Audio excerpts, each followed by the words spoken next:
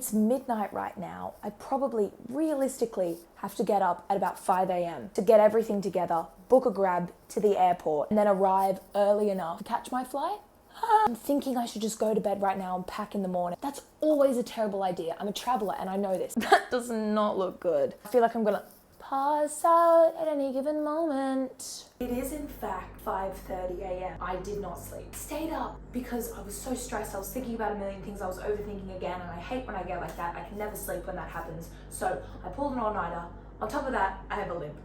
I don't know what I've done to my ankle, but you know when you get like that sharp pain? And this shirt needs a wash, so I feel like I shouldn't wear it. I probably am gonna anyway though, I'm not gonna lie. The world's not gonna end. But my ankle might. I am dawdling.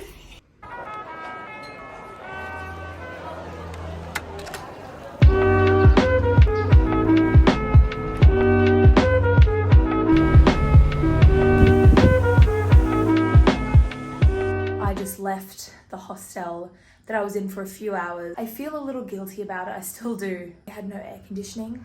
They had it, but it didn't start until the evening, and it was so unbelievably hot, and I was so tired I couldn't sleep. Being in that kind of heat is so uncomfortable, and I was on the brink of a panic attack. Whoop whoop. However, this is the new place. I did feel a little bit guilty leaving that place. I think it was an impulse decision, but also a smart decision. I think I need this right now for my mental health. Can I afford this right now for my mental health? No. I had not had any sleep. I was stressed. I was on the brink of a panic attack. So I'm not in the chippiest of moods. I couldn't cope. I was sweating in the shower. Can you imagine? You're already wet, yet you can still feel yourself sweating. Double water, whammy. Day one in Koh Phangan, I hired a motorcycle and then I drove it down there by accident, not on purpose. It's only a few scratches. I'm really lucky. I should actually check the whole thing, but yeah, that's gonna cost me an arm and a leg. Whoa! How the am I gonna get back on that confidently?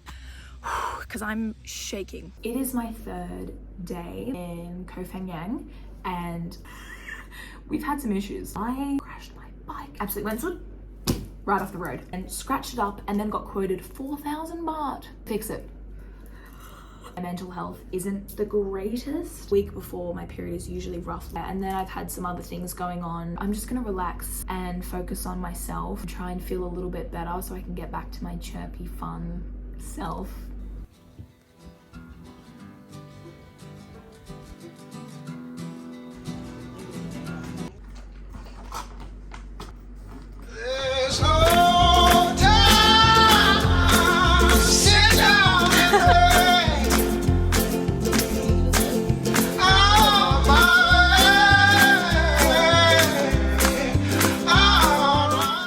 Update you on my life. I'm working at a hostel and I'm bartending, and it's quite a lot of hours a day, but I work right on the beach, get free food, and the people that I'm working with are so amazing, and I've made so many cool friends. I'm having a really good time. Only this experience for another week and a half, then I fly to Vietnam to meet a TikTok friend. And I've had a couple of wild nights because this is a party island. So the other night we went to a bar called Eden. Me and a girl in my hostel, the whole night we were like, do we go out? Do we not go out? Do we go out? Do we not go out? Decided in the end to go out. We rallied the troops. We got everybody. We were like, let's kick it. We're all going. Managed to get like 7 people. We all took a taxi, and then you had to take a boat to get out to this party, and then they just played techno, of bloody course. My favorite thing in the world, uns. Naturally, because I'm not really a partier, I got tired early and I was like, I'm ready to hit the hay. But my friend met a guy, and I know what that's like because I've met my fair share as I've been traveling. She was like, I really want to stay, and I'm like, okay. Keep in mind, we didn't even want to go out in the first place, and this happened at about 4 a.m. We were both safe and fine, so I left at sunrise, got the boat back. It was beautiful, and she didn't get back till 3 p.m. the next day. It's just so wild here. I don't understand how people have the capacity for something like that. Like, how are you functioning? It was amazing. Out with this guy, we watched the sunrise. Collected this piece of fossil. I have no idea how much I'm going to put in this video. I realize that the chaotic travels have been kind of short, but I'm trying to get them out weekly, and there's only so much content I can bloody film, okay? Yeah, that's the current update. And I woke up with excruciating back pain the other day, and I could not move. I sat up and I could not move from where I was sitting. And then eventually I needed to go to the toilet. I tried messaging my other co-workers in the chat. They weren't responding, they were busy. Eventually someone came. I got up to go to the bathroom. By the time I was at the sink, I was toppled over. at the sink. And I kept going, I kept pushing myself. I got to the stairs towards my hostel room, and then I sat on the stairs and I could not physically move. I was clutching onto the railings in absolute misery. Two of my co-workers jumped on the back of a bike and rushed to the pharmacy to get me some kind of painkillers. They wouldn't prescribe them painkillers. Wonderful. And so they gave me something kind of average that wouldn't work. So I fell asleep, was in pain for days, couldn't move, and then it's just slowly gotten better. And I don't know what it is. I posted on TikTok and everyone's like, it's a kidney infection, it's a pregnancy, it's all these things apparently. I went to the doctor. Supposedly it's muscle spasms. I think it's from getting on the back of scooters that I'm stiffing and tensing my back, and probably because I'm just sitting in positions like this, which is not the wisest thing I've ever done. It was terrifying and so out of the blue, but I am better now and I am recovering. Red lights make me wanna move along.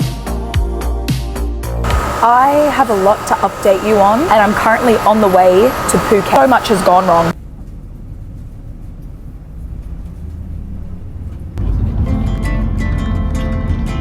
My job is done for now, at least. My calendar is filled with vacancies. Days ahead, I'm looking to. I've done all that's been asked of me.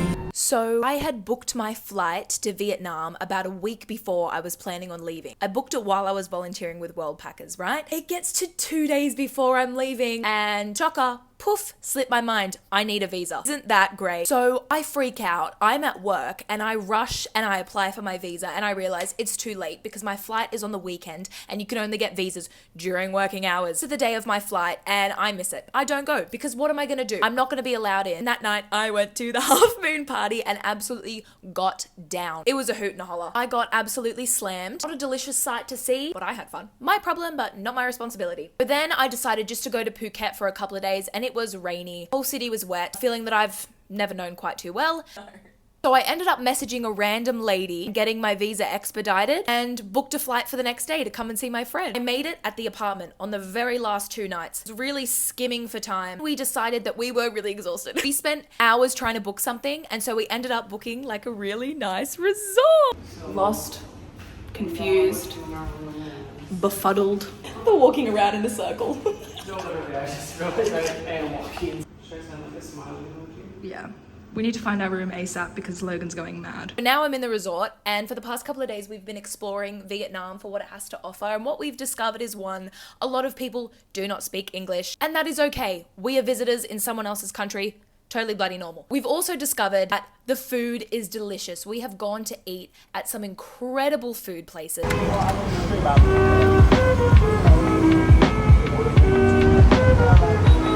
I've been scoffing food down like a mongrel, absolute behemoth. People probably look at me and think that I haven't eaten in days. I have. I'm actually eating all the time. We've been visiting the sites. They're really beautiful, very interesting. However, what I will say is that the streets are very overwhelming. Nobody will stop for you when you're crossing the street. So if you cross, they will happily run right into you because they've got places to be, people to see. Even at a crossing, stripes or not, you're not getting across that road alive. And when cars have to merge, they have to shove their little nose out into the street and just hope and pray that someone will stop and just kind of keep nudging forward in hopes that someone will stop for them. The place itself is beautiful. I am looking at the most incredible view in front of me right now and I'm excited to kind of experience some days of peace. That's currently where we're at. I'm planning on being in Vietnam for a couple of weeks, then who knows?